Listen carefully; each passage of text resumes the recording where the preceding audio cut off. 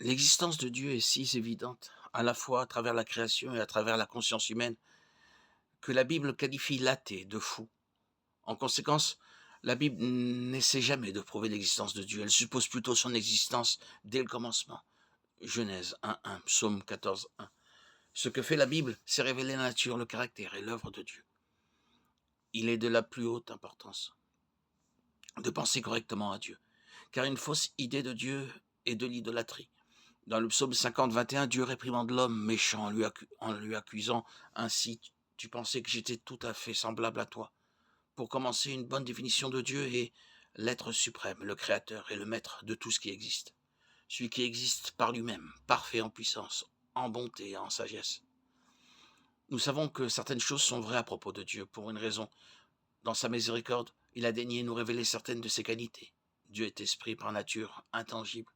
Dieu est un, mais il existe en tant que trois personnes: Dieu le Père, Dieu le Fils et Dieu le Saint-Esprit. Dieu est infini, incomparable et immuable. Dieu existe partout, sait tout, et a tout pouvoir et toute autorité.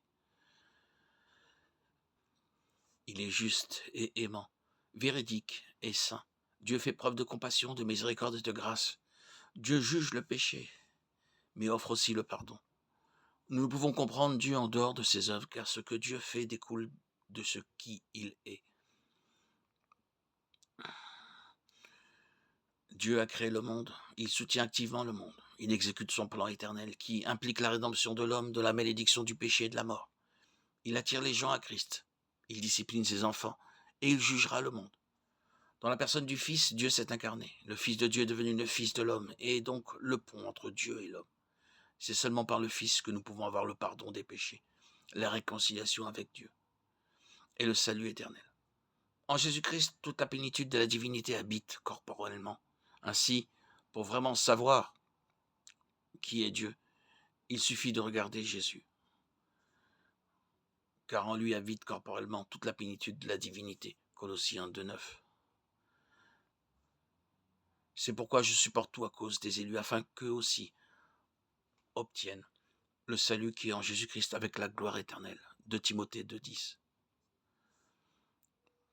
Car si lorsque nous étions ennemis, nous avons été réconciliés avec Dieu par la mort de son Fils, à plus forte raison maintenant que nous sommes réconciliés, serons-nous sauvés par sa vie. Romains 5.10. Je vous appelle plus serviteur, car le serviteur ne sait pas ce que fait son maître, mais je vous ai appelé ami parce que je vous ai fait connaître tout ce que j'ai entendu de mon Père.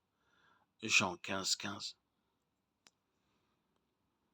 En lui, nous avons la rédemption par son sang et la rémission des offenses selon la richesse de sa grâce. Éphésiens 1.7. Car il y a un seul Dieu, et aussi un seul médiateur entre Dieu et les hommes, Jésus-Christ, homme. 1 Timothée 2.5. Jésus lui dit: je suis le chemin, la vérité et la vie. Nul ne vient au Père que par moi.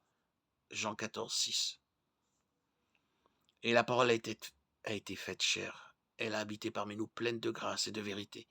Et nous avons contemplé sa gloire, une gloire comme la gloire du Fils unique, venu du Père. Jean 1.14.